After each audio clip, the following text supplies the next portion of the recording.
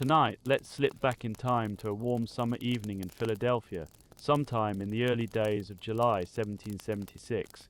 Picture a city of brick houses and cobblestone streets, the air thick with the smell of horses and river mud and baking bread. Somewhere behind a closed window, a candle is burning late into the night. A young man from Virginia is bent over a small writing desk, dipping his quill again and again, crossing out words, trying to find the right ones. He does not know it yet, but the words he is choosing will be read aloud in town squares from Boston to Savannah within the month, and repeated in one form or another for centuries afterward. Outside, the city is quiet. A few dogs bark somewhere near the docks. A watchman calls out that all is well, though nothing really is well at all. 13 colonies are at war with the most powerful empire on earth, and nobody in that candlelit room can say for certain how it will end. This is the story of how that night came to be. Not just the famous names and the famous document, but the slower, quieter story underneath it. The farmers, the printers, the soldiers, the wives who kept households running while husbands marched off to war, and the long, uneasy years that led 13 scattered colonies to declare, together, that they would rather risk everything than continue as they were. Before we begin, I'd love to know, where are you watching from tonight? What time is it where you are? Whether it's already tomorrow where you live, or you're just finishing dinner, or the whole house around you has gone quiet for the night, drop a comment and let me know. It's a small thing, but it means a lot to picture all the different corners of the world this story is drifting into tonight. And if you enjoy these long, slow walks through history, consider liking the video and subscribing. It helps more than you'd think, and it costs nothing but a moment.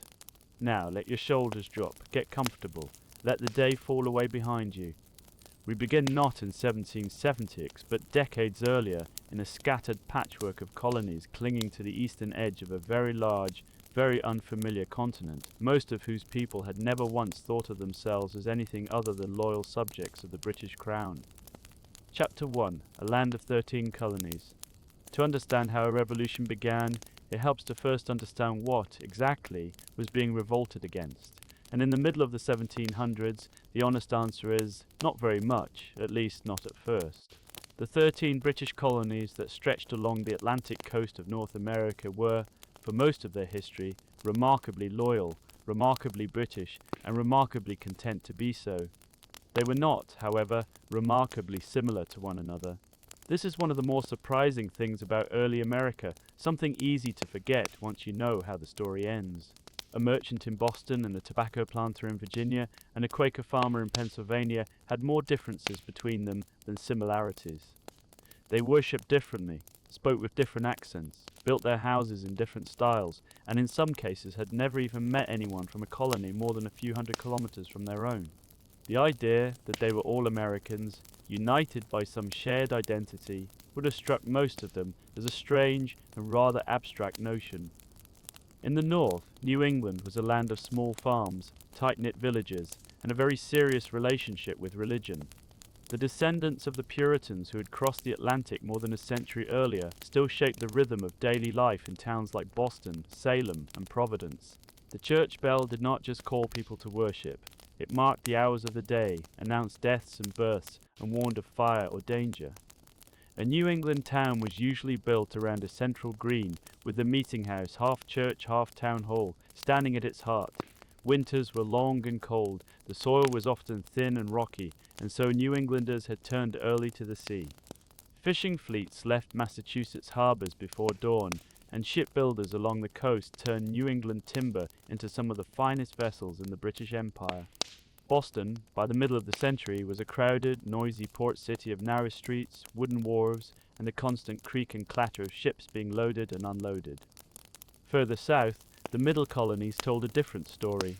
Pennsylvania, founded by the Quaker William Penn as an experiment in religious tolerance, had grown into one of the most diverse places in the British world. Philadelphia, by the 1770s, was the largest city in the colonies, a place of brick townhouses, wide straight streets laid out on a careful grid, and a genuinely astonishing mix of people. English Quakers lived beside German farmers, Scots, Irish immigrants, and a small but visible community of free black tradesmen.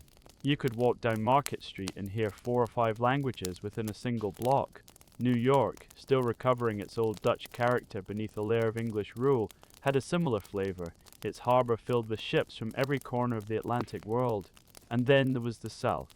Virginia, Maryland, the Carolinas and Georgia were built on a very different foundation. Large plantations growing tobacco, rice and indigo, worked increasingly by enslaved Africans and their descendants.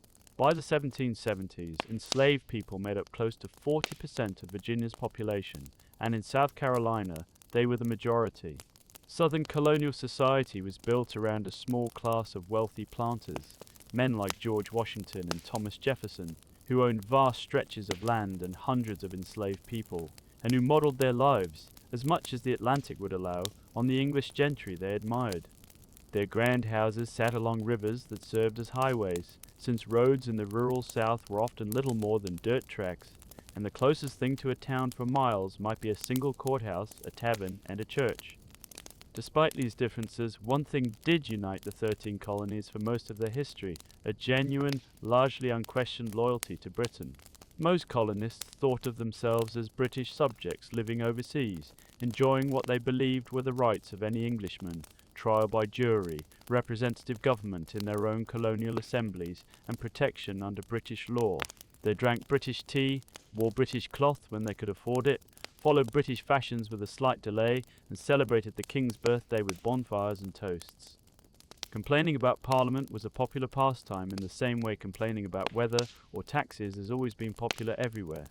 But actual rebellion, actual talk of independence, would have struck nearly everyone in 1750 as not just unlikely, but faintly absurd. Daily life across the colonies, for all its regional differences, still shared certain basic rhythms. Most colonists were farmers, and the day began before sunrise with chores, feeding animals, milking cows, drawing water from a well or a nearby stream. Breakfast was usually simple: cornmeal mush, bread, perhaps some salted meat, washed down with cider or, increasingly, tea. Homes were small by modern standards, often just 1 or 2 rooms heated by a single fireplace that also served as the kitchen. Furniture was sparse and practical. Candles and whale oil lamps were expensive enough that most families went to bed not long after dark and rose with the sun, following a rhythm dictated entirely by daylight. Clothing was homemade in most households, spun and woven from wool or flax grown on the family's own land, though wealthier colonists imported fine fabrics from England. Sundays were, in most colonies, dedicated entirely to church, sometimes for services lasting several hours, delivered by ministers whose sermons could stretch on long enough that some congregations installed special chairs just for elderly members who could not stand the whole time. Trade connected all of this to the wider British world. Colonial merchants shipped tobacco, fish, timber and furs across the Atlantic, and in return received manufactured goods that the colonies, still largely agricultural, could not easily produce themselves: fine cloth, tools, glass, books and tea.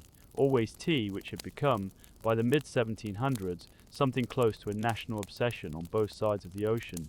A well-off colonial household took real pride in its tea service, and the ritual of brewing and serving it was one of the small, comforting constants of colonial life, rich with imported porcelain and quiet conversation.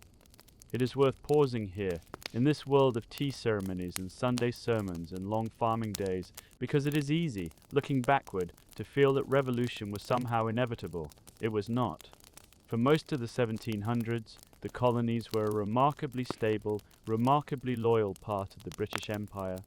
What changed that loyalty into rebellion was not one single event, but a long accumulation of decisions, made an ocean away, that slowly convinced growing numbers of ordinary colonists that the empire they had always trusted no longer had their interest at heart.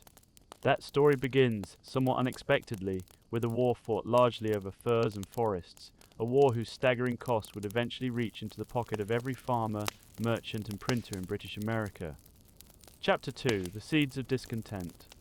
In 1754, a young Virginia militia officer named George Washington, then just 22 years old and largely unknown outside his home colony, led a small expedition into the disputed wilderness of the Ohio Valley.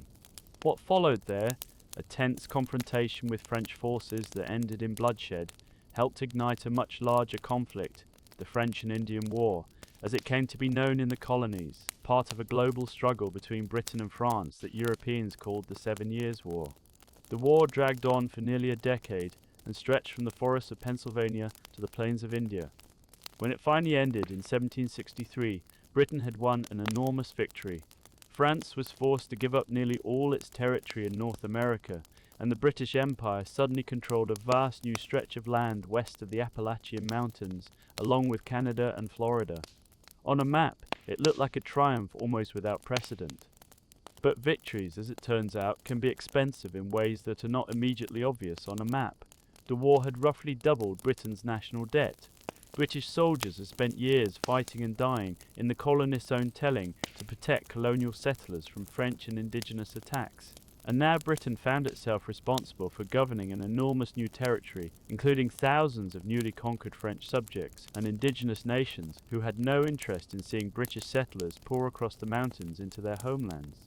The British government's response to this new landscape set off a chain of decisions that, individually, might have seemed reasonable in London, but that landed very differently in the colonies themselves. The first was the Proclamation of 1763, a royal order forbidding colonial settlers from moving west of the Appalachian Mountains. From London's perspective, this was a practical measure meant to prevent costly conflicts with indigenous nations and to keep the newly won territory manageable. From the perspective of a land-hungry farmer in Virginia or Pennsylvania, however, it looked like a betrayal. Many colonists had fought in the war specifically believing that victory would open the western lands to settlement. Now they were being told, by a government thousands of kilometers away, that the very land they had bled for was off limits. Then came the matter of money. Britain's Parliament, staring at its enormous war debt, decided that the American colonies, who had benefited from British protection, ought to help pay for it. In 1764, Parliament passed the Sugar Act, tightening customs enforcement and taxing imported sugar and molasses. It was followed in 1765 by something far more provocative, the Stamp Act. The Stamp Act required that a wide range of printed materials in the colonies, newspapers, legal documents, playing cards, even marriage licenses, be printed on special stamped paper purchased from British officials. It was, in the scale of taxes Britain imposed on its own citizens at home, a relatively modest measure. But it touched an enormous number of ordinary colonists in their everyday lives, and it did something no previous British tax had quite done. It reached directly into the pockets of the very people most capable of making noise about it: lawyers, printers, and merchants, the literate, vocal, well-connected classes of colonial society. And they made noise.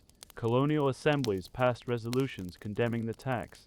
In Boston, a group calling themselves the Sons of Liberty organized protests that quickly turned into something closer to intimidation, including one memorable incident in which effigies of unpopular officials were hanged from a large elm tree that came to be known as the Liberty Tree.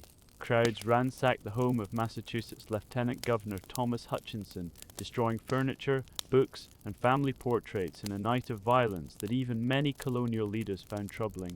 Merchants organized boycotts of British goods, an economic pressure campaign that quickly caught the attention of manufacturers back in England, who began lobbying Parliament to repeal the tax before it cost them too much business. Underneath all of this organized protest ran a phrase that would echo through the coming decade: no taxation without representation. The argument was straightforward and, to many colonists, self-evidently just. British subjects had long held that they could only be taxed by a legislature in which they had actual representation. Colonists had no members sitting in Parliament. Therefore, they argued, Parliament had no right to tax them directly.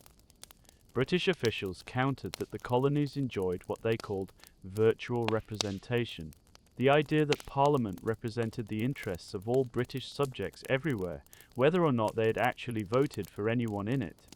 To colonial ears, this sounded less like an argument and more like an excuse.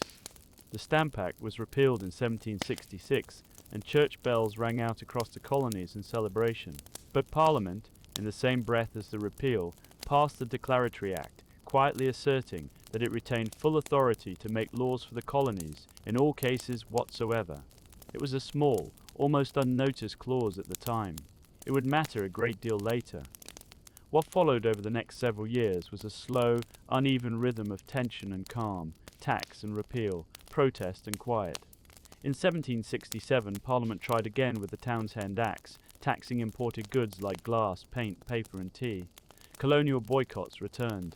British troops were sent to Boston in 1768 to help enforce order and customs collection, and their arrival did not calm the city, it inflamed it. It is worth pausing to imagine what it actually felt like to live in a colonial town during these years, because the abstract language of taxes and Acts of Parliament can obscure just how personal and immediate the tension had become.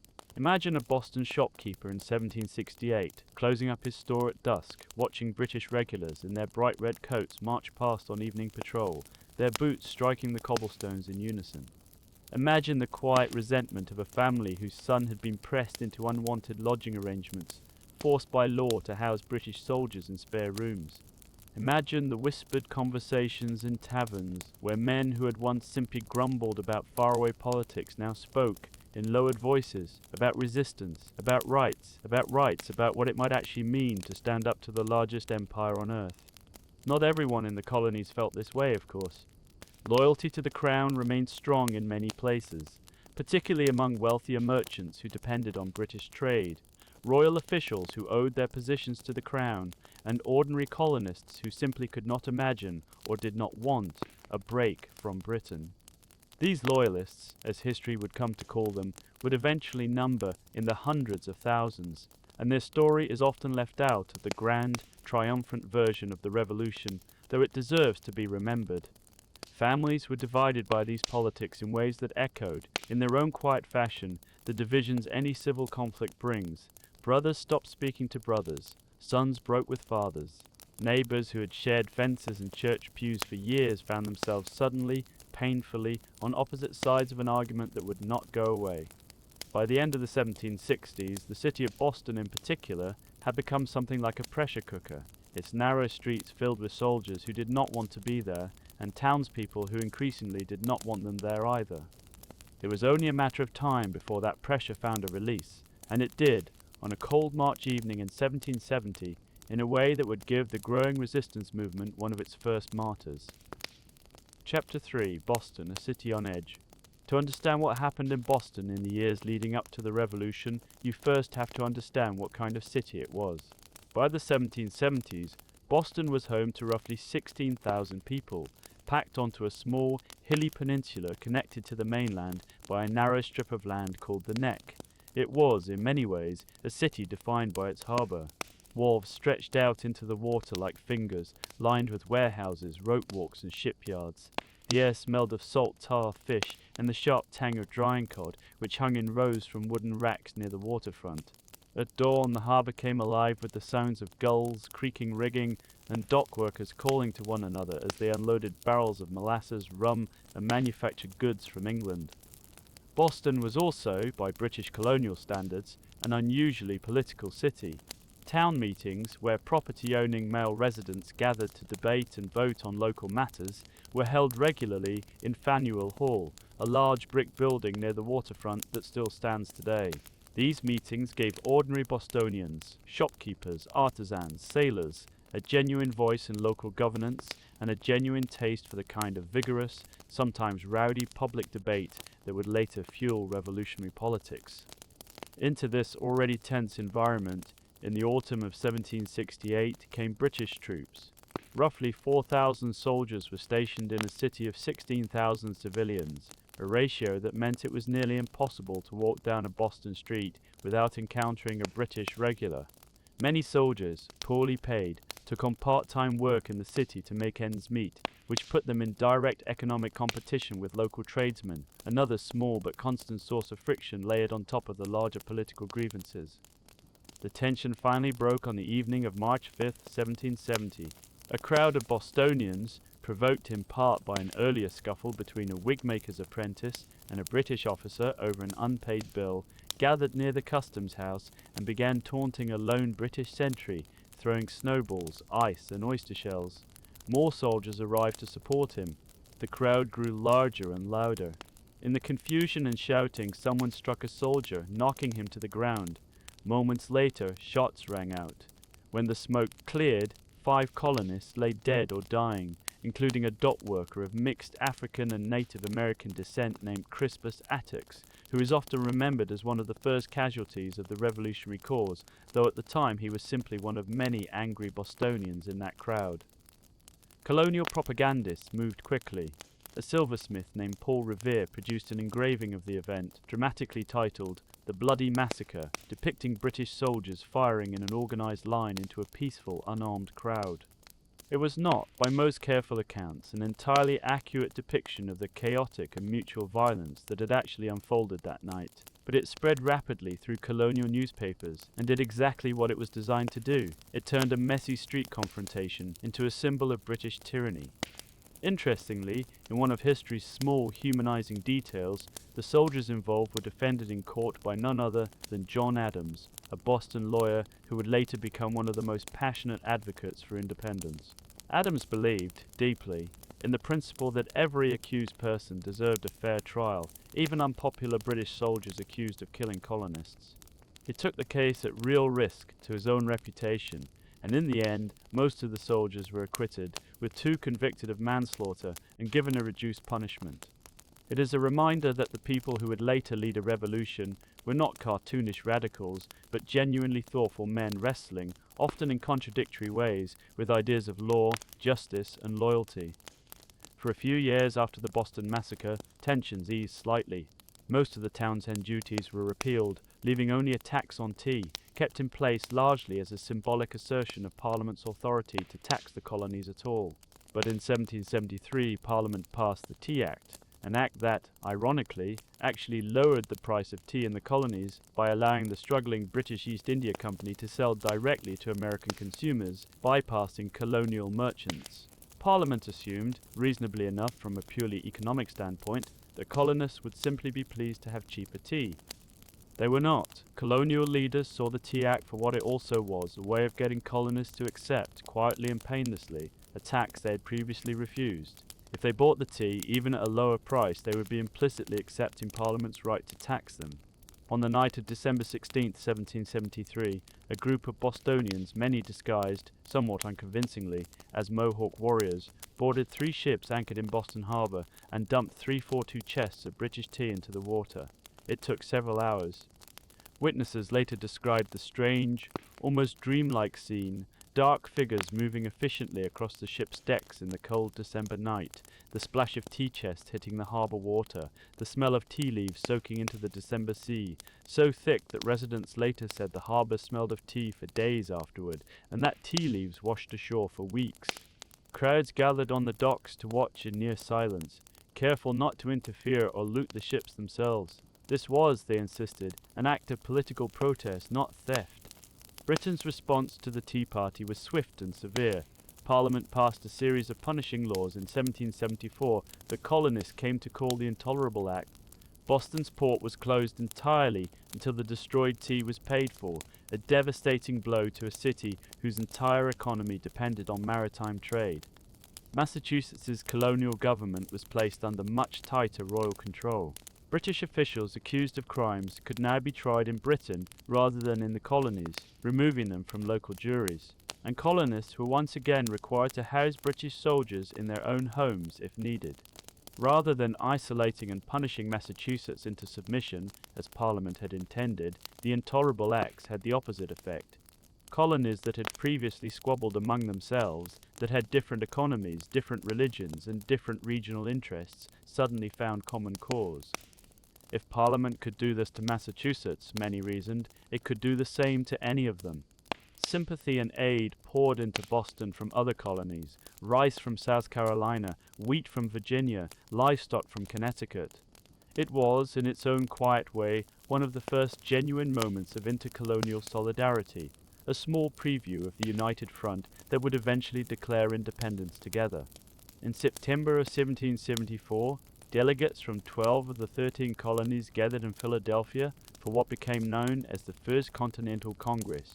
Georgia, dependent on British military support against indigenous nations on its frontier, did not send delegates. The men who gathered in Philadelphia that autumn were not yet calling for independence. Most still hoped for reconciliation with Britain, for some way to restore the relationship that had existed before the Stamp Act, before the soldiers, before the tea in the harbor. They drafted petitions to the king, organized a colony-wide boycott of British goods, and agreed to meet again the following spring if their grievances were not addressed. They would meet again the following spring. But by then, the question was no longer simply about petitions and boycotts. By the spring of 1775, blood had already been spilled on a quiet country road outside Boston in a confrontation that began, of all things, with a group of tired farmers standing on a village green at dawn, not entirely certain what they were about to become part of. Chapter 4. The Shot Heard Round the World.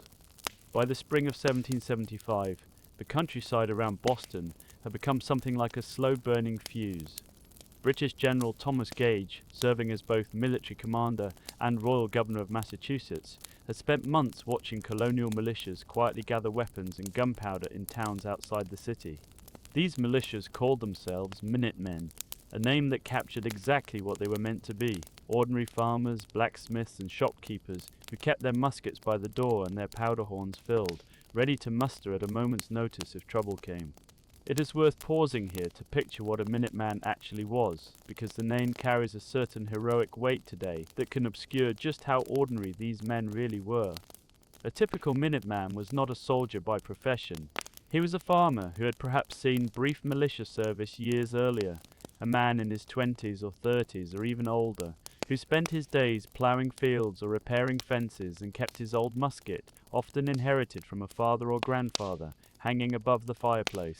Militia drill happened irregularly, on village greens, usually on Sundays after church or on designated training days, more a matter of local tradition and mild social obligation than serious military preparation.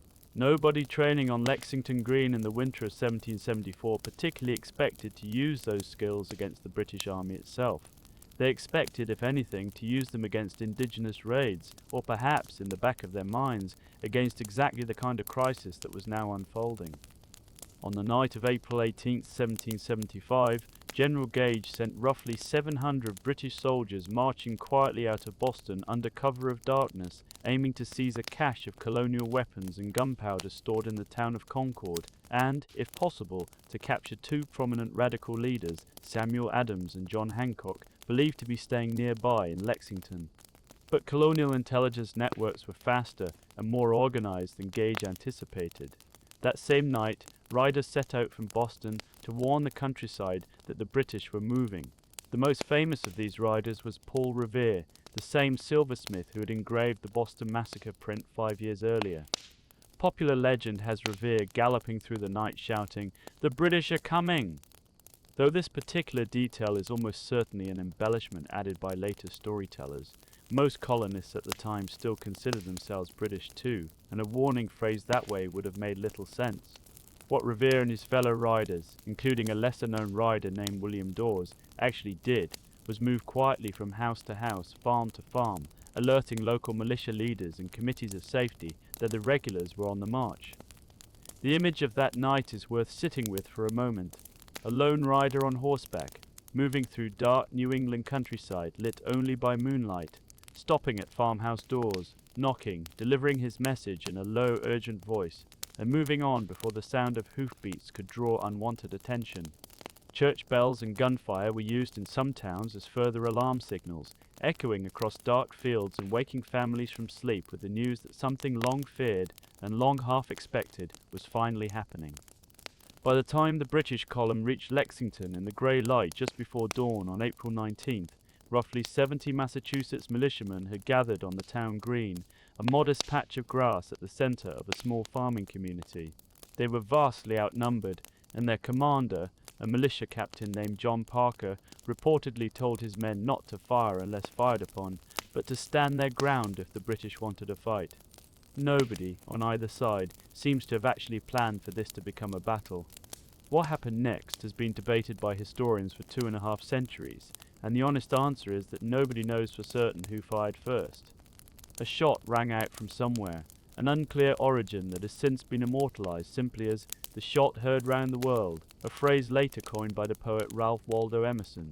Whatever its source, that single shot triggered a ragged exchange of fire. When it was over, 8 militiamen lay dead on the green, and 1 British soldier was wounded. The British column, hardly slowed, continued on toward Concord.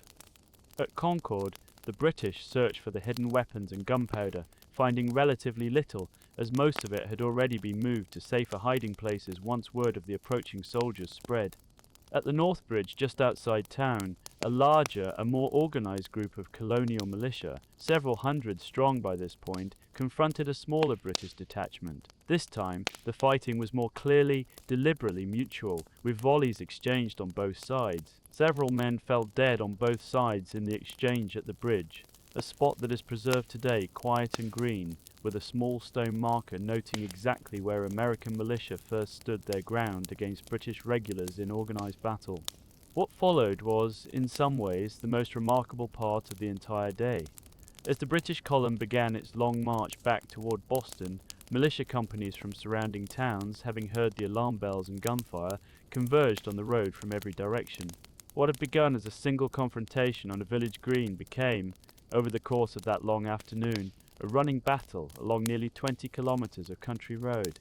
Colonial militiamen fired from behind stone walls, from barns, from the edges of forests, using the kind of loose, opportunistic tactics that stunned British officers trained in the rigid, formal battle lines of European warfare.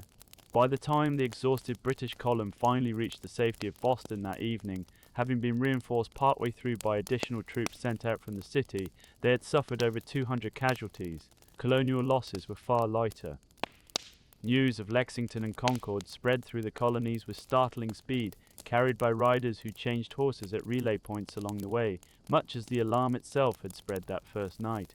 Within days, colonists as far away as Georgia knew that blood had been shed. The mood shifted almost overnight. Petitions and boycotts, the tools of protest that had defined the previous decade, suddenly felt insufficient.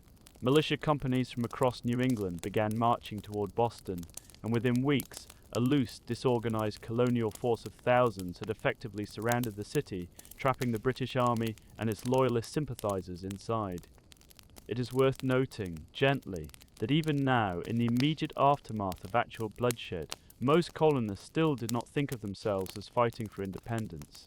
They believed, many of them sincerely, that they were fighting for their rights as British subjects, defending themselves against what they saw as an illegitimate use of military force by their own government. The idea of a complete, permanent break from Britain, of a new nation entirely separate from the Crown, was still, for most people in the spring of 1775, a step too far to imagine. That would change, but it would take another year, another Congress, and one very persuasive pamphlet before the word independence moved from the fringes of radical conversation into the center of colonial political life. Chapter 5. A Congress gathers, and a general is chosen. In May of 1775, delegates from all 13 colonies gathered once again in Philadelphia, this time for what became known as the Second Continental Congress. The mood in the room was noticeably different from the previous autumn. Blood had been spilled at Lexington and Concord. Boston sat surrounded by colonial militia. And yet, remarkably, many delegates walking into the Pennsylvania State House that spring still hoped for some path back to peace with Britain. Philadelphia itself in 1775 was a fitting stage for this gathering. It was the largest city in British North America, home to roughly 40,000 people, its streets laid out in the careful grid pattern that founder William Penn had designed nearly a century earlier. Unlike the narrow, winding lanes of Boston, Philadelphia's streets were wide and straight, lined with brick townhouses, and the city had a reputation, even then, for cleanliness and orderly civic life. The State House, a handsome red brick building with a tall bell tower, sat on Chestnut Street, its assembly room fitted with tall windows that let in the warm Pennsylvania light. It was in this room, amid the low murmur of debates and the occasional creak of wooden chairs, that the fate of 13 colonies would slowly, carefully, and often reluctantly be decided. The delegates themselves were a striking mix of personalities.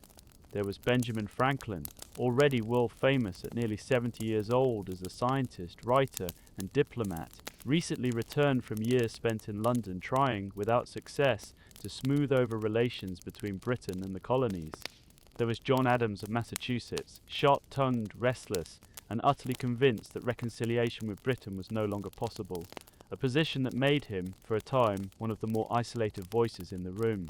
There was his cousin Samuel Adams, a longtime radical organizer who had helped orchestrate much of Boston's resistance over the previous decade. And there was a tall, quiet Virginia planter named George Washington who arrived at the Congress wearing his old militia uniform from the French and Indian War, a subtle but unmistakable signal of where his thinking already stood.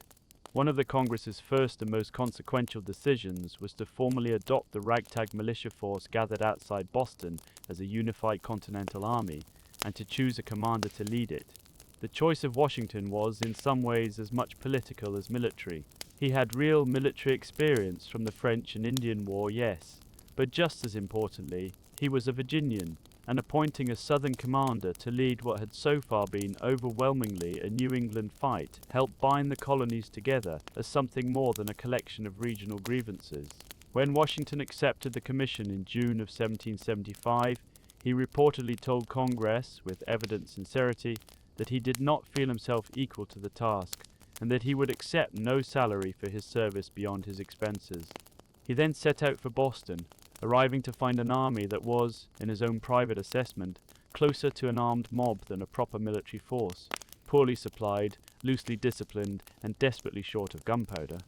Even as Washington worked to shape this collection of farmers and tradesmen into something resembling an army, the Congress in Philadelphia continued to hedge its bets on the question of independence. In July of 1775, delegates approved what became known as the Olive Branch Petition, a formal appeal directly to King George III, asking him to intervene and restore peaceful relations, blaming the crisis on his ministers and Parliament rather than on the king himself. It was, in retrospect, something close to wishful thinking, an attempt to preserve the emotional fiction that the king himself was a reasonable, sympathetic figure who simply hadn't been properly informed of colonial grievances. King George never even formally received it. Instead, in August of 1775, he issued a proclamation of rebellion, formally declaring the colonies to be in a state of open revolt. Throughout the fall and winter of 1775 into 1776, the war ground forward in fits and starts. In March of 1776, Washington's forces, having spent months fortifying the hills overlooking Boston, finally forced the British Army to evacuate the city entirely, sailing away with thousands of Loyalist refugees who feared, correctly, that remaining in Boston under new colonial control would not go well for them. It was the first major American victory of the war, and it lifted spirits considerably, though everyone understood the larger conflict had barely begun. And still, through all of this, the question of independence hung unresolved. Many delegates, particularly from the middle colonies, worried that a formal break from Britain was too radical, too dangerous, too final a step to take. Others worried about what might replace British rule if the break did happen. Still others were simply waiting, hoping for some diplomatic solution that would let them avoid the question altogether. What finally began shifting public opinion, dramatically and rather suddenly, was not a battle or a proclamation from Congress, but a pamphlet cheaply printed and written in plain, forceful language that ordinary colonists, not just lawyers and gentlemen, could read and understand and feel in their chests. Chapter 6, the pamphlet that changed a nation's mind. In January of 1776, a fairly recent immigrant to the colonies named Thomas Paine published a pamphlet titled Common Sense. Paine had arrived in Philadelphia from England only about a year earlier, arriving with little money and a letter of introduction from Benjamin Franklin, whom he had met in London. He worked briefly as a writer and editor before turning his attention, with the political crisis boiling around him, to the question that so many colonists were still too cautious to ask openly: why remain loyal to a king and a system of government an ocean away at all? Common Sense was unlike most political writing of its era. It was not addressed to educated gentlemen in formal, Latin-inflected prose. It was written in plain, direct English, full of vivid, almost conversational arguments, designed to be read aloud in taverns and town squares to audiences who might never have opened a formal political treatise in their lives. Paine argued that hereditary monarchy itself was a fundamentally absurd system of government, comparing the idea of one family ruling forever simply by birth to something no reasonable person would accept in any other area of life. He argued that America's connection to Britain brought no real benefit, and considerable harm, dragging the colonies into European wars that had nothing to do with them, and he argued, with an urgency that struck many readers as almost startling in its directness, that the time for half measures and petitions was over, that independence was not simply desirable but, in his own famous phrase, common sense. The pamphlet spread through the colonies with extraordinary speed. It is estimated that somewhere between 150,000 and 500,000 copies circulated within the year, an almost unimaginable number for the time, especially considering the total free population of the colonies was only around 2.5 million. It was read aloud in taverns to crowds of men who could not read themselves. It was passed from hand to hand until the pages grew soft and worn. Soldiers in Washington's own camp read it to one another around campfires. Washington himself reportedly remarked that common sense was having a remarkable effect on the thinking of ordinary people, working a change in the minds of men that he found genuinely striking. What Paine's pamphlet did, more than any single battle or piece of legislation, was give ordinary colonists permission to think the previously unthinkable. For years, the language of resistance had been carefully framed around restoring rights within the British system, not abandoning that system altogether. Paine simply said, in plain language that a farmer or a fisherman could understand without a lawyer's help, that the system itself was the problem, and that a complete break was not treason but simple good sense. By the spring of 1776, colony after colony began instructing their delegates in Philadelphia to support a formal declaration of independence. Virginia's convention passed a resolution in May calling for exactly that. On June 7th, Richard Henry Lee of Virginia rose in the Continental Congress and formally proposed what became known as the Lee Resolution, that the colonies were, and by right ought to be, free and independent states. The proposal ignited fierce debate. Delegates from Pennsylvania, New York, and a few other colonies still hesitated, worried about moving too quickly, worried about what independence would actually mean in practice, worried about facing the might of the British military entirely alone. Congress agreed to delay a final vote for several weeks to give hesitant colonies time to reconsider their instructions to their delegates. But in the meantime, in a decision that reflected a certain practical optimism about how that vote would eventually go, Congress appointed a committee to begin drafting a formal document explaining to the world and to history exactly why the colonies believed independence was justified. That committee consisted of 5 men: John Adams, Benjamin Franklin, Roger Sherman of Connecticut, Robert Livingston of New York, and a quiet 33-year-old Virginia lawyer with an unusual gift for written language named Thomas Jefferson. It was to Jefferson, somewhat to his own surprise, that the actual task of writing fell. Chapter 7. A Young Virginian and a Candlelit Desk. Thomas Jefferson was, by most accounts, an unlikely choice to become the primary author of what would become one of the most famous documents in human history. He was young for the task, only 33, and he was not, by nature, a comfortable public speaker. In the debates of Congress, he rarely rose to argue his points aloud, preferring instead to sit quietly and listen. But he had a reputation, well earned among his fellow delegates, for a particular gift with the written word, a gift John Adams himself later acknowledged when explaining why the committee had turned to Jefferson rather than writing the document as a group, or asking Adams himself, who was by far the more forceful debater. Adams later recalled the conversation in which he urged Jefferson to take on the task alone. Jefferson, by his own account, was reluctant, suggesting that Adams himself should write it. Adams reportedly gave 3 reasons why it should be Jefferson instead: that Jefferson was a Virginian, and a Virginian's name at the head of the document would matter, given how important it was that the largest and most influential of the southern colonies be seen to lead alongside New England; that Adams himself was, in his own words, obnoxious and suspected by many delegates of being too extreme in his views to write something meant to unite them all; and, finally, that Jefferson simply wrote better than anyone else in the room. Jefferson, persuaded, or perhaps simply unable to argue with Adams's blunt logic, agreed. He rented rooms for the summer on the 2nd floor of a house owned by a bricklayer named Jacob Graff on the corner of Market and 7th Streets, a quiet spot then at the edge of Philadelphia's built-up area, where the noise and traffic of the city center faded into open lots and kitchen gardens. It was here, In a small parlor furnished with a portable writing desk he had designed and had built especially for traveling, the Jefferson spent much of June of 1776 drafting the document that would become the Declaration of Independence. It is worth pausing to imagine what those days and nights actually felt like, because the Declaration is so often discussed today as a finished, polished, almost sacred text that it is easy to forget. It began as the private, uncertain work of one young man working largely alone in the heat of a Philadelphia summer, with candlelight his only company after dark. Philadelphia summers were notoriously humid and uncomfortable, thick with the smell of the nearby tanneries and the open drainage channels that ran along many streets, and thick too with mosquitoes rising from marshy ground near the rivers. Jefferson, like most educated colonists of his era, likely worked with the windows open in the evenings to catch whatever breeze the city offered, his candle flickering with each gust, ink drying slowly in the damp air. Jefferson drew on ideas that were, in truth, not entirely his own invention.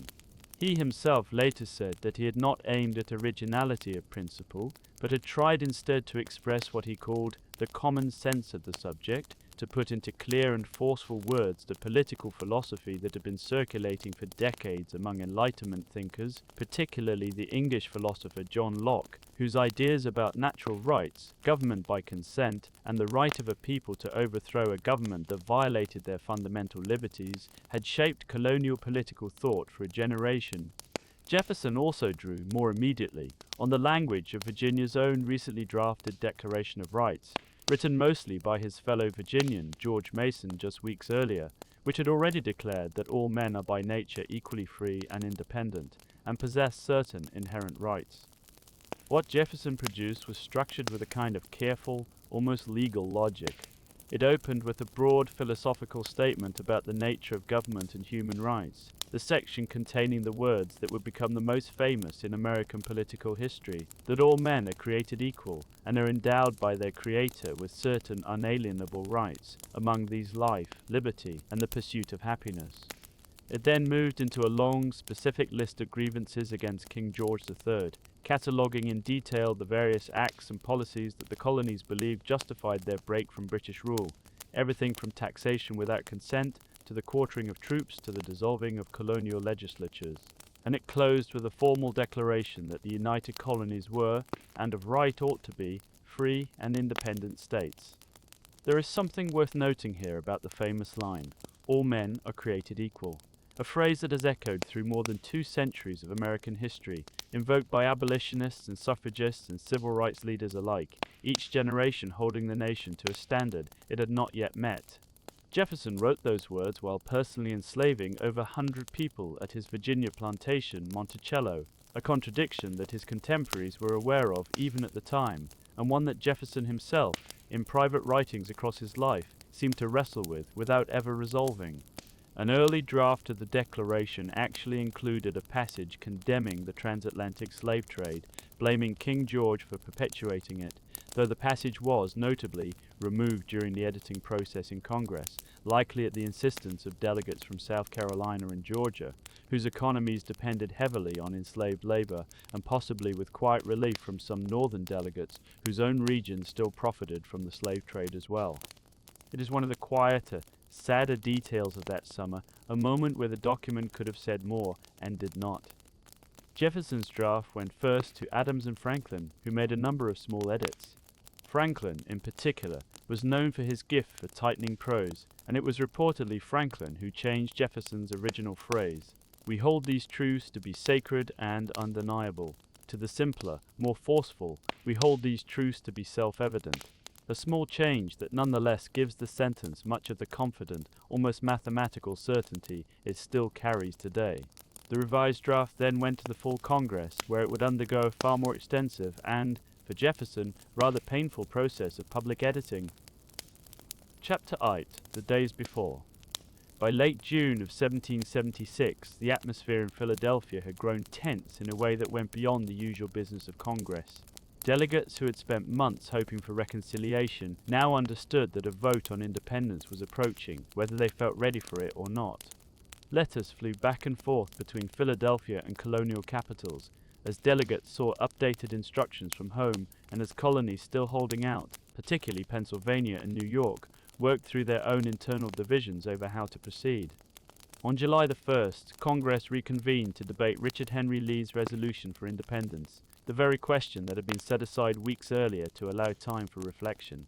John Dickinson of Pennsylvania, a thoughtful and deeply conflicted delegate who had authored some of the colony's earlier, more moderate protests against British policy, rose to argue against declaring independence just yet, warning that the colonies were not prepared, militarily or diplomatically, to survive entirely alone.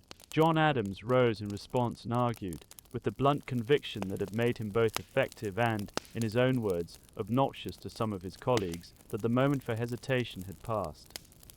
The debate stretched through a long, hot afternoon in the Pennsylvania State House, its tall windows likely open against the July heat, the room thick with the smell of ink, wool coats, and nervous perspiration. When an initial vote was finally taken late that day, 9 colonies voted in favor of independence. Pennsylvania and South Carolina voted against. Delaware's delegation was split evenly between its 2 present members, effectively cancelling out its vote. And New York's delegates abstained entirely, lacking updated instructions from a colonial government currently preoccupied with an approaching British invasion force. It was not yet the unanimous vote that history would remember, but overnight something shifted. South Carolina's delegates, understanding that unity mattered more than their private reservations, agreed to change their vote for the sake of presenting a united front. Pennsylvania's delegation, through a combination of persuasion and the convenient absence of 2 delegates known to oppose independence, managed to flip its vote as well. And in one of the more dramatic small footnotes of the entire affair, a Delaware delegate named Caesar Rodney, upon hearing that his colony's vote hung in the balance, rode through the night on horseback, roughly 70 kilometers through thunderstorms to reach Philadelphia in time to cast the deciding vote for his colony in favor of independence, arriving still spattered with mud from the road. On July 2, 1776, the Continental Congress formally voted to approve the resolution for independence. 12 colonies voted in favor. New York, still without instructions, abstained, though it would formally add its approval days later. John Adams, writing to his wife Abigail that evening, predicted with genuine conviction that this day, July 2nd, would be remembered by future generations as the great anniversary festival of America, celebrated with pomp and parade, with games and sports, with bells and bonfires and illuminations, from one end of the continent to the other forevermore. Adams was, in the specific date he chose, slightly mistaken, a small historical irony that history would go on to gently correct. But in the spirit of what he predicted, he was, as it turned out, almost exactly right, because the vote for independence itself, while the more legally significant act, was not the moment that would eventually be remembered and celebrated. What would be remembered was the document explaining that vote, the formal declaration, which Congress spent the following 2 days carefully reviewing, debating, and editing line by line, in a process that Jefferson, sitting quietly and watching his careful prose reworked by committee, found genuinely uncomfortable to endure. Chapter 9, the 4th of July. Congress spent July 3rd and the morning of July 4th, 1776, working through Jefferson's draft with a kind of unglamorous line-by-line editing that rarely makes it into popular retellings of this story, but that shaped the final document in real and lasting ways. Delegates removed roughly a quarter of Jefferson's original text, including that passage condemning the slave trade, along with various other passages judged too harsh, too speculative, or simply unnecessary to the document's central purpose. Jefferson, watching his words altered and cut by men whose political judgment he respected, but whose editorial instincts frustrated him deeply, later confessed that he found the experience genuinely painful.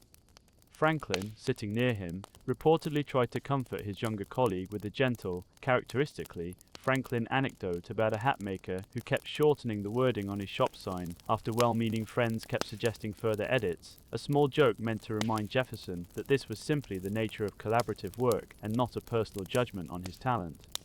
By the afternoon of July 4th, 1776, Congress had a final version of the document they were willing to approve. The room itself that day was likely stifling.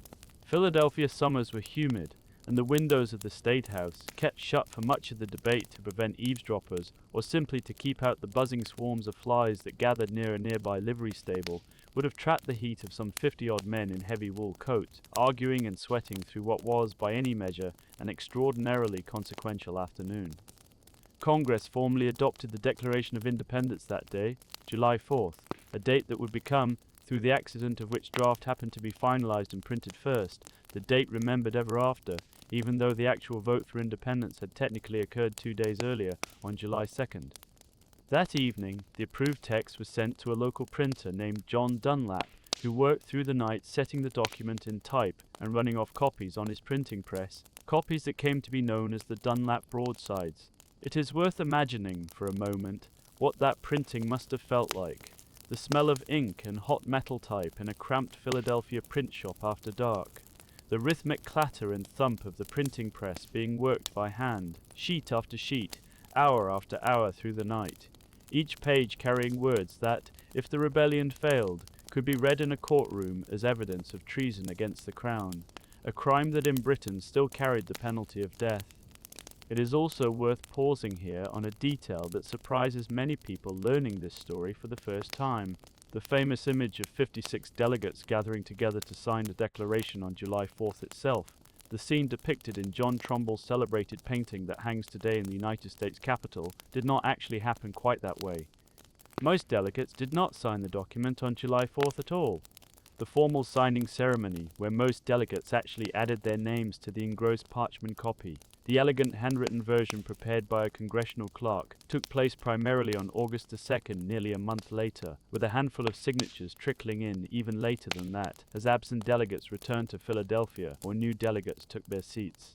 John Hancock, President of the Congress, was likely among the very few who did sign that day in early July, and it is his signature, famously large and bold, that gives us the enduring phrase, "Put your John Hancock on it," though the popular story that he signed it large, specifically so that King George could read it without his spectacles, is, most historians agree, a charming legend rather than a documented fact. News of the Declaration spread outward from Philadelphia in the same way news of Lexington and Concord had the year before, carried by riders on horseback along roads that connected the scattered colonies into something resembling a single political community. On July 8, 1776, the document was read aloud publicly for the first time from the yard of the Pennsylvania State House to a crowd of Philadelphia residents gathered in the summer evening, punctuated, according to accounts from the time, by the ringing of bells across the city, including, according to a tradition that grew up around it later, the bell now known as the Liberty Bell, though the actual historical evidence for that particular detail is thinner than the popular story suggests. In New York City, on July 9th, Washington had the Declaration read aloud to his assembled troops, an army that would, within days, face a massive British invasion force gathering in New York Harbor, the largest expeditionary force the British Empire had ever sent across the Atlantic. That night, according to well-documented accounts, a crowd of soldiers and New York City residents, swept up in the emotion of the moment, pulled down a large gilded equestrian statue of King George III that stood in the city, reportedly melting much of its lead content down afterward to produce musket balls for the Continental Army. A small, almost poetic detail, the king's own likeness, quite literally, turned into ammunition against his soldiers. Across the colonies that summer, town after town held its own local reading of the Declaration, each one becoming a small spontaneous civic ceremony. Church bells rang, bonfires were lit in town squares as evening fell. In some towns, effigies of King George were burned in the street, a symbolic severing of loyalty that had, for most of these same colonists' entire lives, felt as natural and unquestioned as loyalty to their own families. It is worth remembering, amid all this celebration, that this was still, for every single person involved, an enormously uncertain gamble. Britain possessed the most powerful navy in the world and a large, well-trained professional army. The 13 colonies had no navy to speak of, an army that was still, in many respects, a loosely organized militia force, and no formal alliances with any other nation. Every signature on that parchment was, quite literally, an act that could end in the gallows if the rebellion failed. Benjamin Franklin is often credited with a grim joke made around this time that the delegates must all hang together, or most assuredly they would all hang separately, a line whose dark humor barely masked the very real danger every man in that room understood himself to be facing. The 4th of July, then, in the actual lived experience of the people who lived through it, was not quite the triumphant, fireworks-filled celebration of national identity it would later become in American memory. It was one date among several, in a summer packed with anxious, consequential dates that happened to attach itself, gradually and somewhat by historical accident, to the memory of the whole extraordinary process: the debates, the votes, the drafting, the printing, the readings aloud in town squares from Massachusetts to Georgia. What the people gathered in those squares actually felt, watching bonfires crackle in the summer dusk and listening to those carefully chosen words read aloud for the first time, was something closer to a mixture of genuine hope and genuine fear, two feelings that would, in one combination or another, define the American experience for the next 7 long years of war that still lay ahead of them. Chapter 10. The war grinds on. Independence, once declared, still had to be won, and the summer of 1776 gave the fledgling United States a brutal introduction to just how difficult that would be. Within weeks of the Declaration's signing, a British fleet carrying more than 30,000 soldiers, the largest force Britain had ever sent overseas, arrived in New York Harbor. Washington's army, still barely trained and desperately short of everything from gunpowder to shoes, suffered a string of demoralizing defeats across Long Island and Manhattan that autumn, forced into a long, exhausting retreat across New Jersey as British and Hessian forces pursued them. It is worth picturing what that retreat actually looked like and felt like for the ordinary soldiers living through it, because the popular memory of the Revolutionary War tends to skip quickly from declaration to victory, leaving out the long, grinding, often miserable middle. Continental soldiers in the autumn of 1776 marched in whatever clothing they had brought from home, since the new nation had no established system yet for supplying uniforms. Many wore hunting shirts and homespun trousers rather than proper military coats. Shoes wore through quickly on the region's rough roads, and it was not uncommon, even this early in the war, for soldiers to march with feet wrapped in rags or straw, leaving bloody footprints in snow that would later become one of the enduring, almost mythic images of the war's hardest winters. Food was irregular, sometimes reduced to little more than flour mixed with water and cooked over a campfire into a thin, unsatisfying paste that soldiers called fire cake. Desertion was a constant quiet drain on the army's numbers, as men who had signed up for short enlistments, often just a matter of months, simply walked home when their term expired, regardless of how the larger campaign was going. By December of 1776, Washington's army had shrunk to a few thousand exhausted men, and morale across the colonies had sunk to perhaps its lowest point of the entire war. It was in this dark moment that Washington made one of the boldest gambles of his military career. On the night of December 25, 1776, he led roughly 2,400 soldiers across the ice-choked Delaware River in the middle of a driving sleet storm, an operation that, had it failed through drowning, exposure, or simple bad luck, might have ended the American cause then and there. The crossing itself, so often depicted in triumphant sunlit paintings, was in reality conducted at night, in brutal cold, with soldiers packed into flat-bottomed cargo boats called Durham boats, pulled carefully through floating chunks of river ice by men whose hands, by most accounts, were numb long before the crossing was complete. The gamble paid off. Washington's exhausted, half-frozen troops marched through the night to surprise a garrison of Hessian soldiers, German troops hired by the British Crown at Trenton, New Jersey, catching them still recovering from Christmas celebrations the night before. The victory at Trenton, followed by a second smaller victory at Princeton days later, did not win the war by any measure, but it did something arguably just as important. It kept the cause alive, restoring a fragile confidence among soldiers and civilians alike that the Continental Army might, against genuinely long odds, actually be capable of winning. The following winter, that of 1778 into 778, brought an even harder test, one that has since become perhaps the single most iconic symbol of revolutionary hardship, the winter encampment at Valley Forge, Pennsylvania. Washington's army, roughly 12,000 men, settled into this fortified winter camp after a difficult campaign season that had seen the British capture Philadelphia itself, forcing the Continental Congress to flee the city and continue its work from the safety of York, Pennsylvania. Valley Forge was not, contrary to a common misconception, chosen because it was an especially harsh location. It was chosen for its defensible terrain and its reasonable proximity to British-occupied Philadelphia, close enough to monitor British movements without inviting a direct attack, But the winter that followed was, regardless of the location's merits, genuinely brutal, made worse, not simply by cold, though the cold was real and constant, but by the collapse of the young nation's supply and logistics systems. Soldiers built log huts, crowded 12 men to a room with dirt floors and smoky, poorly drafting chimneys that left the air inside thick and stinging. Food shortages were severe enough that soldiers sometimes went days with almost nothing to eat beyond the thin fire cake that had become a grim, familiar staple. Clothing, still inconsistently supplied this deep into the war, left many men without proper coats, and shoes remained scarce enough that a soldier's diary from that winter, along with several other contemporary accounts, describes trails of blood in the snow from men marching barefoot on cold, sharp ground. Disease, as it so often did in 18th century military camps, killed more men that winter than combat ever could. Typhus, dysentery, and pneumonia moved steadily through the crowded, poorly ventilated huts, and it is estimated that roughly 2,000 soldiers, close to 1 in every 6 men in the camp, died during the Valley Forge winter, not from British bullets, but from disease and malnutrition in a camp their own army controlled.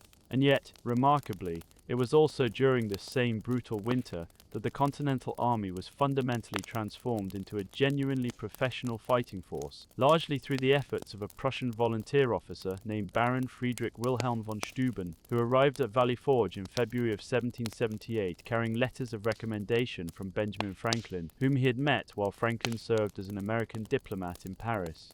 Von Steuben, despite speaking almost no English when he arrived, worked with soldiers directly on the camp's parade ground, teaching standardized drill, proper formation marching, and the disciplined use of the bayonet, skills that the largely self-taught Continental militia had never systematically learned.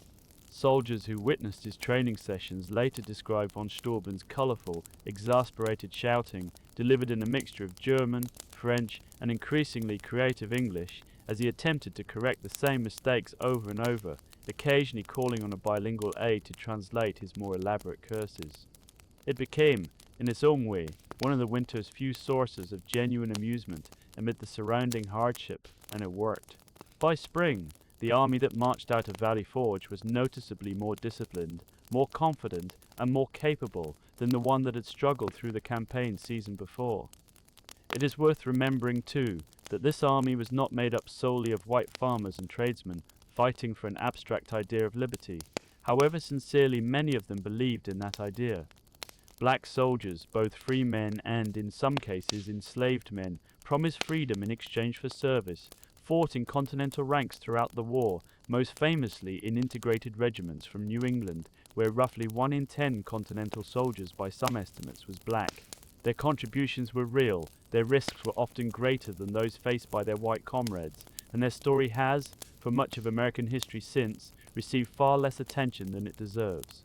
Meanwhile, on the other side of this same complicated ledger, the British made their own promise of freedom to enslaved people who fled Patriot plantations to fight for the crown, a proclamation issued by Virginia's royal governor, Lord Dunmore, as early as 1775, which drew thousands of enslaved men and women toward British lines throughout the war, seeking a freedom that the Declaration's soaring language had, for them, conspicuously failed to promise.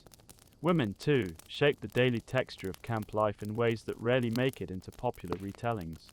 Wives, and sometimes children, of common soldiers frequently followed the army on campaign, forming what were known as camp followers, a term that has unfairly acquired a somewhat disreputable connotation over the centuries, when in reality these women performed essential, unglamorous labor, washing filthy uniforms in cold streams, cooking over open fires, nursing the sick and wounded, and in a small number of documented cases, taking up arms themselves when circumstances demanded it, as in the case of Mary Ludwig Hayes, later remembered by the nickname Molly Pitcher, who reportedly carried water to overheated artillery crews during the Battle of Monmouth. By the spring of 1778, the war's fortune shifted in a way that would prove decisive, though it happened far from any American battlefield, in the halls of French diplomacy in Paris, where Benjamin Franklin, that same white-haired, famously charming diplomat, had spent nearly 2 years carefully, patiently courting French support for the American cause. Chapter 11. Saratoga and an Alliance, Across the Ocean. To understand why France finally agreed to help the young United States, it helps to step back briefly to October of 1777, several months before Franklin's diplomacy in Paris bore fruit, to a stretch of rolling farmland along the Hudson River in upstate New York, where the war's first true turning point had already quietly taken shape. A British plan that year had called for a three-pronged strategy to cut off New England from the rest of the colonies, with the British Army under General John Burgoyne marching south from Canada to meet up with other forces along the Hudson River corridor. It was, on paper, a sound strategic concept. In practice, it fell apart almost entirely. Burgoyne's army, weighed down by an enormous baggage train that reportedly included his own personal wine cellar, and even, according to some accounts, a mistress travelling with him under a thin pretense of employment, moved with agonizing slowness through dense forest and swampy terrain, harassed constantly along the way by local militia who knew the land far better than any European map could show. The other prongs of the British strategy never properly materialized, leaving Burgoyne's force increasingly isolated as it pushed south. American forces under General Horatio Gates, with critical field leadership from the brilliant, complicated General Benedict Arnold, a name that would later become synonymous with betrayal, but who, at this stage of the war, was one of the Continental Army's most genuinely gifted battlefield commanders, met Burgoyne's exhausted, dwindling army near the town of Saratoga. After two significant engagements in September and October of 1777, Burgoyne, his army surrounded, his supplies exhausted, and reinforcement nowhere in sight, formally surrendered his entire force of roughly 6,000 men on October 17, 1777. The surrender at Saratoga is often described by historians as the true turning point of the entire war, and it is worth understanding precisely why. It was not simply that the Americans had won a significant battle. They had, after all, lost several significant battles too. What mattered was what the victory demonstrated to the watching world, that the fledgling United States could not only survive against British power, but could actually defeat and capture an entire professional British army in the field. News of Saratoga reached Paris in early December of 1777. Carried across the Atlantic by ship in the slow, patient way all news travelled in that era, and it landed there with real force. France had been watching the American rebellion with careful, calculated interest from its very beginning, motivated less by any deep sympathy for Republican ideals, since France itself remained a monarchy every bit as absolute as Britain's, and more by a straightforward desire to weaken its long-time rival across the English Channel. France had already been quietly supplying the American cause with gunpowder, weapons and financial loans for over a year, funneled through carefully disguised trading companies to maintain a plausible official neutrality. But full, open alliance, the kind that would mean formal war between France and Britain, was a far larger and riskier commitment, one the French king's ministers had hesitated to make until they saw genuine proof that the Americans stood a real chance of winning. Saratoga provided that proof. Within weeks of receiving the news, French officials began serious negotiations with Franklin and his fellow American commissioners in Paris.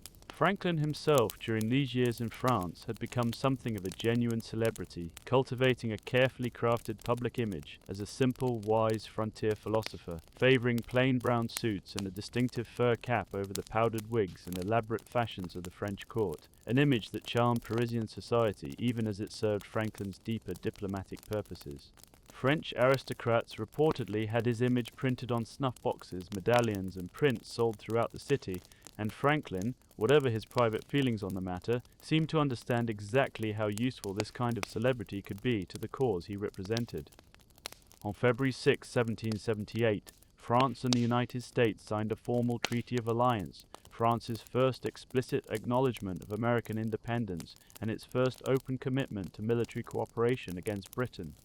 It was an extraordinary reversal of fortune for the young nation, barely 18 months after declaring independence, with essentially no allies, no navy, and an army that had spent one of the hardest winters imaginable at Valley Forge. The United States now had the backing of one of the most powerful nations in Europe. French ships, French soldiers, and, just as critically, French financial loans would flow toward the American cause over the following years.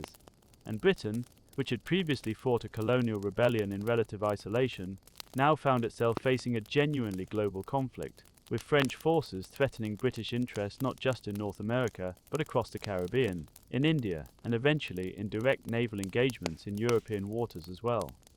Spain, watching France's example and harbouring its own long-standing resentments toward Britain, entered the war against Britain in 1780, though notably without ever formally recognising American independence itself, wary of encouraging similar rebellious ideas among its own vast American colonies. The Dutch Republic, too, was drawn into the widening conflict. What had begun as a regional dispute between Britain and 13 of its own colonies had become, by the war's later years, a genuinely worldwide struggle involving most of the major powers of Europe. Back on American soil, the war's character shifted noticeably in its final years, moving away from the northern battlegrounds of New England and the mid-Atlantic and increasingly toward the southern colonies, where British strategists hoped, with some initial justification, that stronger loyalist sympathies might allow them to reclaim territory more easily. The southern campaign that followed, stretching from 1778 through 1781, proved to be some of the war's most brutal and personally painful fighting, often taking on the bitter character of a civil war within a civil war, as patriot and loyalist militias, drawn from the very same communities, fought each other with a ferocity that regular British and continental soldiers rarely displayed toward one another. Neighbours who had shared church pews and market days for years now burned each other's farms and, in some documented cases, executed prisoners from opposing local militias in acts of retribution that had little to do with grand strategy and everything to do with personal local grievance. Amid this grinding southern campaign, a young continental general named Nathaniel Greene, a Rhode Island Quaker who had, somewhat improbably for a man raised in a pacifist tradition, become one of Washington's most trusted and capable commanders, adopted a patient strategy of avoiding decisive all-or-nothing battles, instead wearing down British forces through a long series of smaller engagements, forced marches, and strategic retreats that stretched British supply lines and patience to their absolute limit. It was a war of attrition rather than dramatic victory, and it slowly, steadily pushed British forces under General Lord Cornwallis northward through the Carolinas and eventually into Virginia, toward a small tobacco port on the Chesapeake Bay called Yorktown, where the war's final, decisive act was about to unfold. Chapter 12: Yorktown and the End of the War. By the summer of 1781, Lord Cornwallis had positioned his roughly 7,000 British and Hessian troops at Yorktown, Virginia, a modest port town chosen largely for its accessible harbour, where Cornwallis expected the Royal Navy could resupply and, if necessary, evacuate his forces by sea. It was a reasonable calculation under ordinary circumstances. But the circumstances that unfolded that summer were anything but ordinary, and they turned what should have been a defensible position into a trap. Washington, working in close coordination with the French general Comte de Rochambeau, whose forces had arrived in Rhode Island the previous year, recognized a rare and fleeting strategic opportunity. A powerful French naval fleet under Admiral de Grasse was sailing north from the Caribbean, and if it could be positioned to control the waters off the Chesapeake Bay before the Royal Navy arrived, it would cut off any hope of British naval rescue or resupply at Yorktown. Washington and Rochambeau moved their combined American and French land forces, roughly 16,000 men in total, on a rapid, grueling march south from New York, a movement of such scale and secrecy that Cornwallis, isolated at Yorktown, remained largely unaware of the danger closing in around him until it was very nearly too late. The pieces fell into place with a precision that must have felt, to the men experiencing it, almost providential. In early September of 1781, de Grasse's French fleet arrived off the Chesapeake and engaged a smaller British naval force in the Battle of the Chesapeake, driving the British ships back out to sea and effectively sealing off Yorktown from any hope of relief by water. Cornwallis, watching his one avenue of escape disappear over the horizon, found himself surrounded on land by combined American and French forces and cut off from the sea by the French Navy, a combination of circumstances that no British commander in North America had previously faced. The siege of Yorktown that followed, beginning in earnest in late September and continuing through most of October 1781, was conducted with a careful, methodical precision, drawing on European siege tactics that French engineers in particular brought with considerable professional expertise.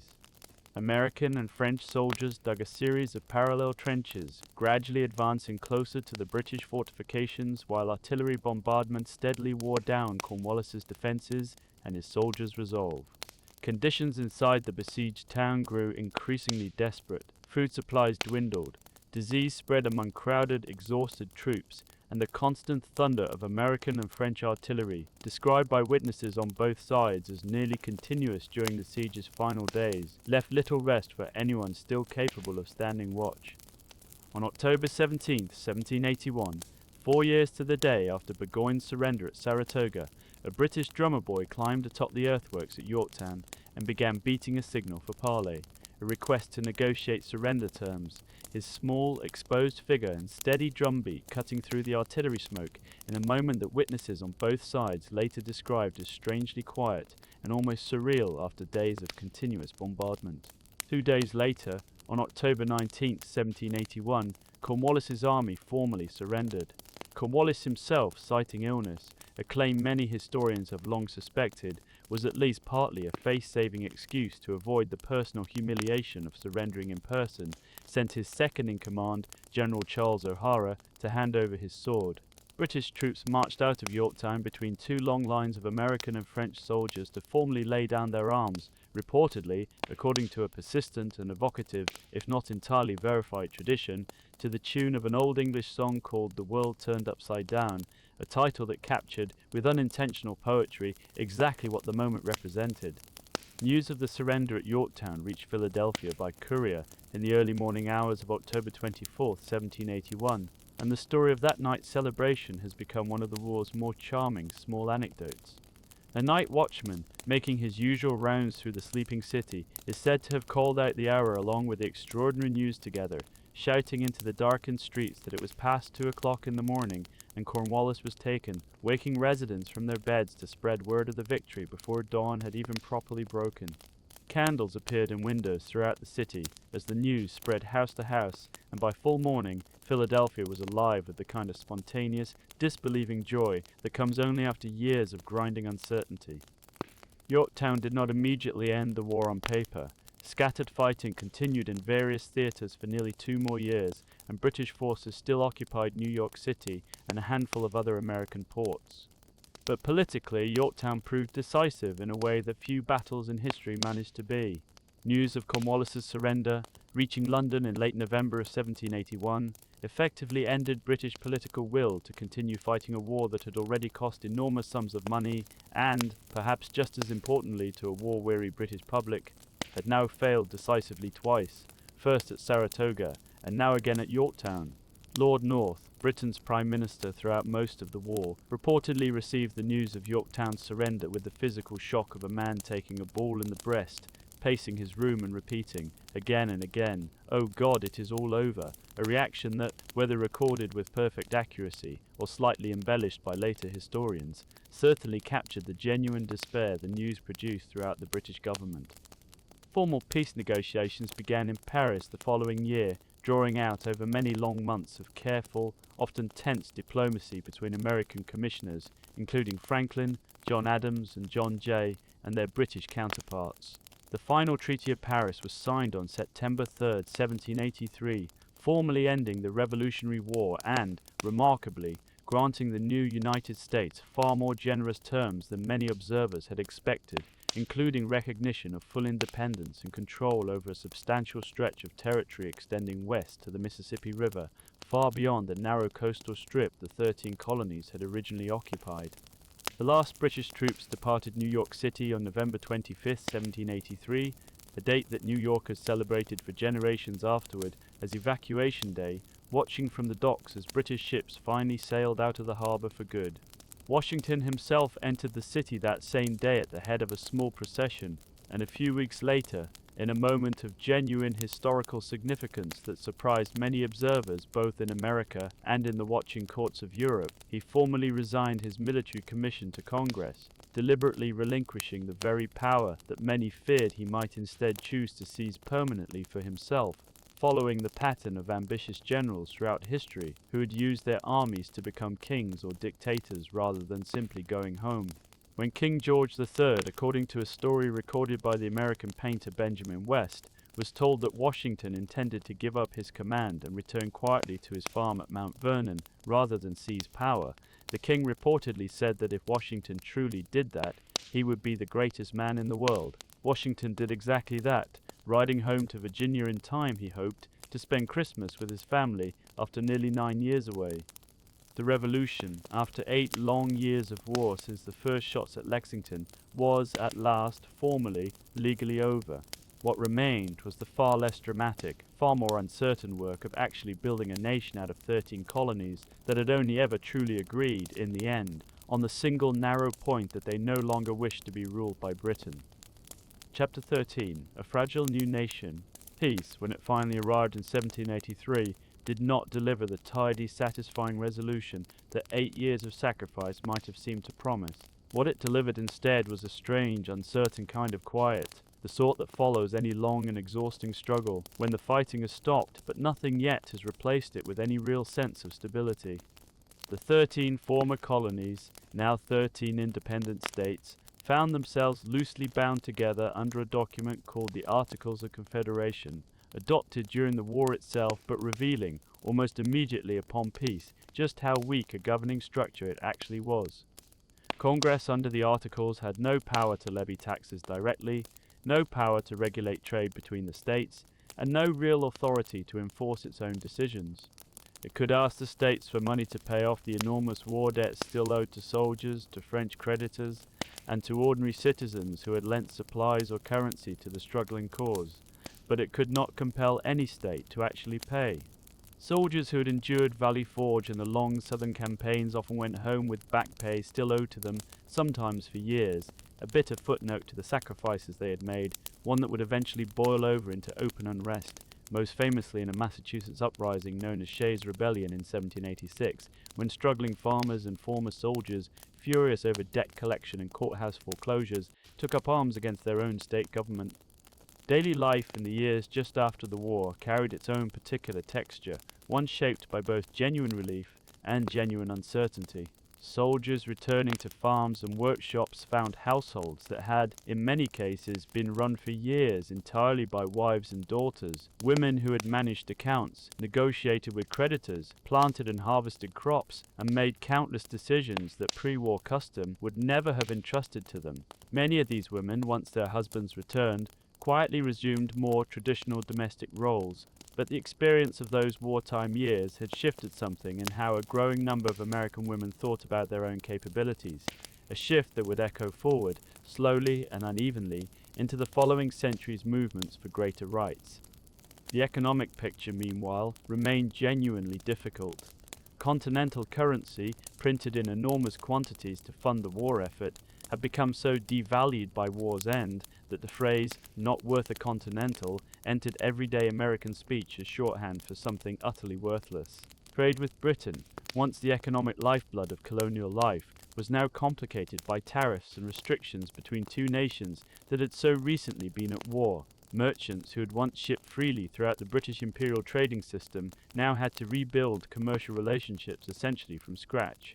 And beneath all of this practical difficulty lay a deeper, more troubling contradiction, one that the Declaration's soaring language had not resolved and, in many ways, had only made more visible. The document that proclaimed all men created equal, endowed with unalienable rights to life, liberty, and the pursuit of happiness, had been written and signed by men who enslaved hundreds of thousands of human beings across the very states now celebrating their new freedom. Some individual states, particularly in the North, began gradually abolishing slavery in the years immediately following the war, Vermont doing so even before the war's end, Pennsylvania passing a gradual abolition law in 1780, Massachusetts effectively ending slavery through court decisions by the mid-1780s. But in the South, where enslaved labor remained the economic foundation of plantation agriculture, slavery not only persisted but would, in the decades ahead, expand dramatically alongside the growing cotton economy, a contradiction the new nation's founders largely chose to defer rather than resolve, a choice whose consequences would not fully come due for another 80 years. The nation's relationship with indigenous peoples, too, entered a new and often more dangerous phase after independence. Many indigenous nations had allied with Britain during the war, hoping, not unreasonably given British wartime promises and the earlier proclamation line of 1763, that a British victory might offer better protection against colonial expansion than an independent United States ever would. With that hope extinguished by American victory, and with the new nation's western boundary now extending, on paper at least, all the way to the Mississippi River, pressure on indigenous lands intensified rapidly in the years that followed, setting patterns of displacement and conflict that would continue for generations. It was against this backdrop of genuine financial crisis, weak central government, an unresolved social contradiction that a new generation of American leaders, many of them the very same men who had fought for independence, gathered once more in Philadelphia in the summer of 1787, meeting in that same State House where the Declaration had been debated 11 years earlier, to draft an entirely new framework of government, the United States Constitution, a document that would create a stronger federal system while, controversially and consequentially, preserving slavery's legal existence through a series of careful compromises that satisfied almost no one entirely. But that is, in its own right, a story for another evening. What matters for our purposes tonight is simpler, and perhaps gentler, that out of this uncertain, difficult, imperfect beginning, a nation did slowly take shape, and the date of its founding declaration, that hot, anxious July afternoon in 1776, began its own quiet transformation from a moment of genuine danger into something the following generations would come to celebrate as a foundational, almost sacred anniversary. Chapter 14. How the 4th of July became a holiday. For the first several years after independence, the 4th of July was celebrated, where it was celebrated at all, in a scattered and inconsistent fashion, its meaning still raw and close enough to living memory that it had not yet settled into anything like fixed tradition. Philadelphia held modest commemorations in the years immediately following 1776, with bells, bonfires, and the firing of cannon, echoing the spontaneous celebrations of that first summer. But it was not, in these early years, a nationally unified holiday in the way we would recognize it today. Different towns marked the day differently, if they marked it at all, and for much of the 1780s, the new nation had far more pressing concerns, empty treasuries, unpaid soldiers, an uncertain constitutional future, than the careful cultivation of patriotic ritual. It was really in the decades following the War of 1812, a second conflict with Britain, that helped solidify a more confident and unified sense of American national identity, that 4th of July celebrations began to take on the recognizable shape they carry today. Parades marching through town centers, ceremonial readings of the Declaration of Independence delivered aloud in town squares, much as they had been in that first extraordinary summer, festive picnics spread across blankets in public parks, and fireworks lighting up the evening sky, a tradition that traces back, fittingly enough, to John Adams's own prediction in his letter to Abigail, in which he had specifically imagined the day being celebrated. One of the more remarkable and genuinely moving coincidences in all of American history occurred exactly 50 years after that first 4th of July, on July 4th, 1826. On that precise date, the 50th anniversary of the Declaration's adoption, both John Adams and Thomas Jefferson, the two men most responsible, in their different ways, for that document's existence, who had become close friends during the Revolutionary years, then bitter political rivals during the following decades of early American politics, and finally, in their old age, warm correspondents again, reconciled through a remarkable exchange of letters, died within hours of each other on that exact same day. Adams, in his final hours at his Massachusetts home, is reported to have said, with his last coherent words, "Thomas Jefferson survives," unaware that his old friend and rival had in fact died at Monticello several hours earlier that same afternoon. The coincidence struck contemporaries as almost impossibly poetic, and it deepened, in a way no deliberate ceremony could have managed, the sense that the 4th of July carried something larger than an ordinary historical anniversary, something that felt, to many Americans of that generation, almost providential. Fireworks, in particular, have their own small history worth pausing on. The tradition traces back to Chinese origins many centuries earlier, but had become, by the 18th century, an established feature of celebratory occasions across much of Europe, and colonists were already familiar with fireworks displays marking royal birthdays and other formal occasions well before the Revolution. Early American Independence Day fireworks displays in the years following 1776 tended to be modest by later standards, often little more than the firing of cannon and muskets into the air alongside simple rockets. But the tradition grew steadily more elaborate through the 19th century, eventually becoming the massive choreographed public displays familiar today, lighting up city skylines and small-town fairgrounds alike every summer. The holiday's traditions of food, too, evolved gradually rather than emerging all at once. Outdoor picnics and communal meals had been part of 4th of July celebrations from quite early on, drawing on an older tradition of harvest festivals and communal gatherings that predated the Revolution itself. Grilling and barbecue traditions, particularly strong in the American South, added their own regional flavor over time, and by the mid-19th century, a 4th of July gathering with roasted meats, fresh corn, and homemade desserts had become a recognizable and beloved American tradition in its own right, one that, in its essential shape, would likely still feel comfortably familiar to any modern American family gathering in a backyard or park today. Chapter 15: Rare Facts and Quiet Stories. Before we let this long story rest for the evening, it's worth gathering up a few smaller, quieter details, the kind of things that rarely make it into the grand, sweeping version of this history, but that add a certain warmth and humanity to it. Reminders that history is always, underneath its large dates and famous names, made up of countless small human moments. The Liberty Bell, that famous cracked bell now displayed in Philadelphia, and instantly recognizable as a symbol of American independence, was not actually called the Liberty Bell during the Revolutionary period at all. It was known simply as the State House Bell for decades afterward, and it only acquired its now famous name in the 1830s, when abolitionists adopted it as a powerful symbol for their own cause, drawing on the biblical inscription cast into the bell itself, which reads, "Proclaim liberty throughout all the land unto all the inhabitants thereof," a phrase whose meaning the abolitionist movement found pointedly, deliberately relevant to their own fight against slavery. Thomas Jefferson's original handwritten draft of the Declaration still survives today, preserved carefully in the Library of Congress, and it shows, in Jefferson's own careful handwriting, the visible scars of that difficult editing process, crossed out words, revised phrases, and the marks of Congress's cuts, offering historians a genuinely rare window into exactly how the document evolved from private draft to public proclamation. Only 2 of the 56 men who eventually signed the Declaration of Independence would go on to become President of the United States, John Adams and Thomas Jefferson themselves, the very 2 men whose extraordinary shared death on July 4, 1826, would later seem to close the story of the founding generation with such strange, fitting symmetry. Button Gwinnett, a signer from Georgia, remains one of the more obscure names among the 56, and is remembered today largely for an unusual, almost trivial reason, because he died just a year after signing. In a duel with a political rival, his signature became one of the rarest and most valuable in American historical collecting, a small, strange footnote to a man whose actual political career left comparatively little other historical trace. And there is one final, quieter irony worth sitting with as this long evening draws toward its close.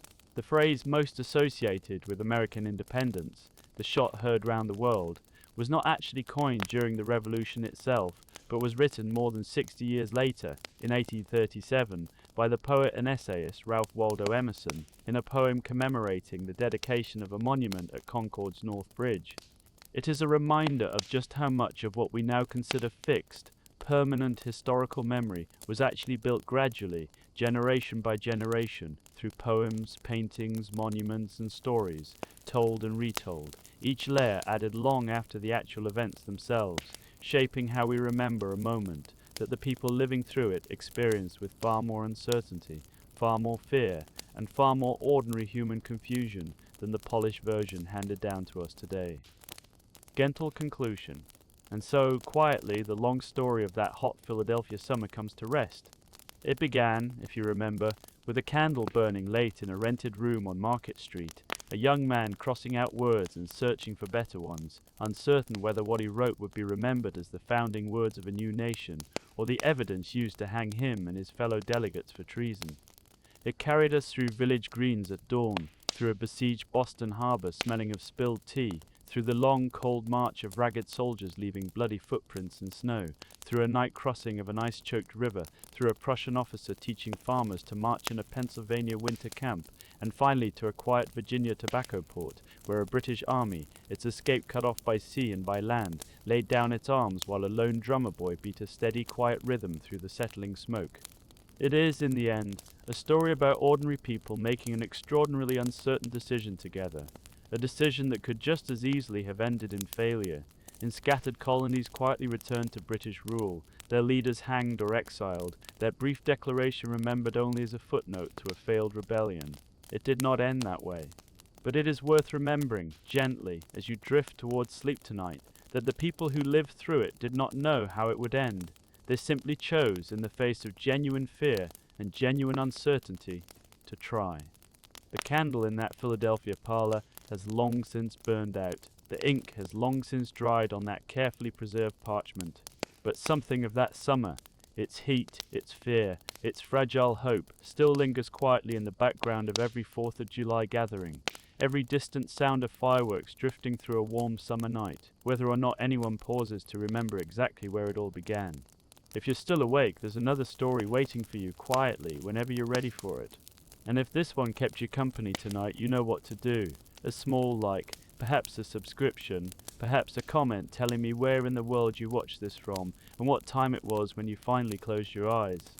For now, though, let your thoughts settle. Let the candle burn down. Let the long summer of 1776 rest quietly behind you. Good night.